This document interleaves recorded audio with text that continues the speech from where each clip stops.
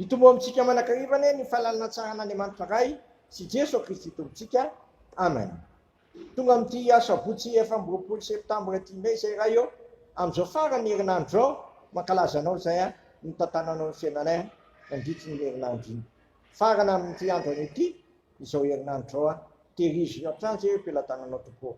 Oka na akoakomponay ny teninao dia le teninao zay manorinay lalina sy fahamarinana fiainana. Dia mitenenao Jesosy vonikeny zay ampanontinao. Amen. Ny anjara mofinainao atsika amin'ity andro sabotsy 20 septambra ity gavana dia ny Romanina 5:20 andiny 17 ka 17:30.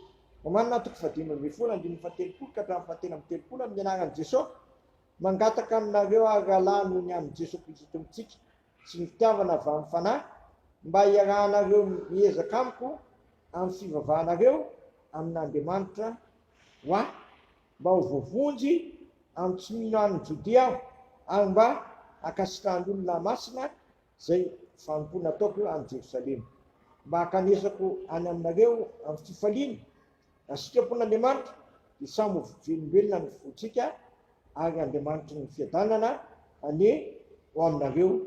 Amen. Masino manamasinanay amin'ny fahamarinana ny teninao ny fahamarinana.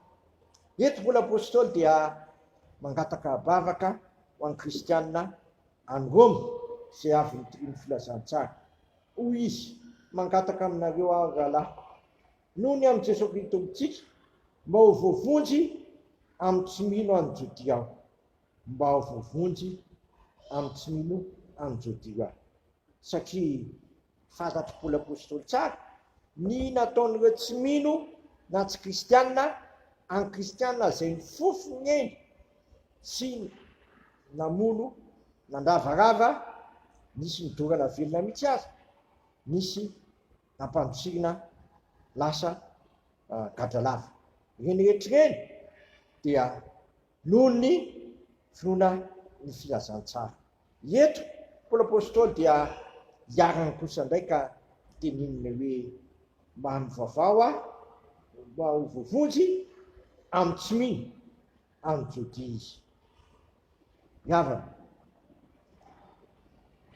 tena tsy mora miantra amin'izay manotena ho antoko tsy manadira ny Kristy, satria tsy avenan'ilay ratsy ajoro ianao, tianao lavokely ka tianao rehefa mitany ny fiainanao tsy tianao androso hatrany ho amin'ny fivelarana sy ny fampandrosoana ny vonona ny filazantsara.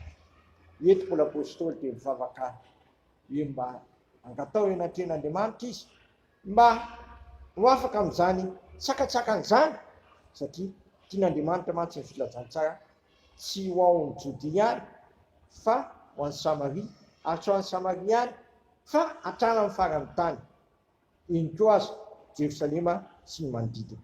Tsy ho vita amin'izao nefa zany raha tsy mifampivavaka sika sy matsara mavaka eny mpanompon'Andriamanitra zay mampely ny filazantsara reny ka mba ho tanteraka amin'ireny koa ny teny Paoly apôstôly hoe mangataka aminareo aho mba ho voavonjy amin'ny tsy mino ny mpitoro filazantsara. Dia izany tokoa anie no ataoko sy ataonao mba hitalao ianatrehan'Andriamanitra, mba tsy ataony tsy mino inona na inona mpitoro filazantsara fa tsy ho fay fa hampandroso ny fonona ny filazantsara hatramin'ny voalohany ka hatramin'ny farany. Amen. Dia raha sy misaotra anao izay raha io fa tsy mora ny miandry ireo olona izay manaparitra ny filazantsara. Eto dia tsy nitsahatra ny fofony en'ny apôstôly ireo mpanendrika ny filazantsara. Farany dia aleo bava mihitsy ny apôstôly Paoly nanao hoe mangataka aminareo aho mba hivavaka ho aho mba ho voavonjy amin'ny olona hafahafa any amin'ny alehany ihany. Dia izany koa no tokony ataontsika ry havana, mba hatsiaro ambavaka ny mpanompon'Andriamanitra rehetra izay eo anatrehan'Andriamanitra, mba hahatonga azy tsy ekeka foana fa tokony Jesosy Kristy ilay tompony finoana izay maniraka azy sy mampandroso azy. Dia amin'izany tokoa anie ny fiainako sy ny fiainanao ka mbola antsika mivavaka hoe ainay izay ny an-danitra, masina anie ny naranao, tonga anie ny fanjakanao, atao anie ny sitraponao etỳ an-tany tahaka ny an-danitra Minaininyan na sasonaya ang mamilani kaya tak na milani sini katamnaya asam tunna yang fakapana famnafana yang ngaci nung fantakana sendiri ang funata manaksay amen tatiran tupon tikene so tutan tunna amna resa nakafana masosua asam fununa si fanatinana aftiaman san ang di matong fasovana retra si fanyatsa nagawa ng funan manaksayong Kristi ifanyaka farolina vitfita nagawa jis na tateka siyang pyugna agap tito nagawa ang iskunyab ng funagot silibna wasanin fantakana manaksay amen funata ni wana di manta giganya amna nagandagay sinsanaka ang fanamasna amen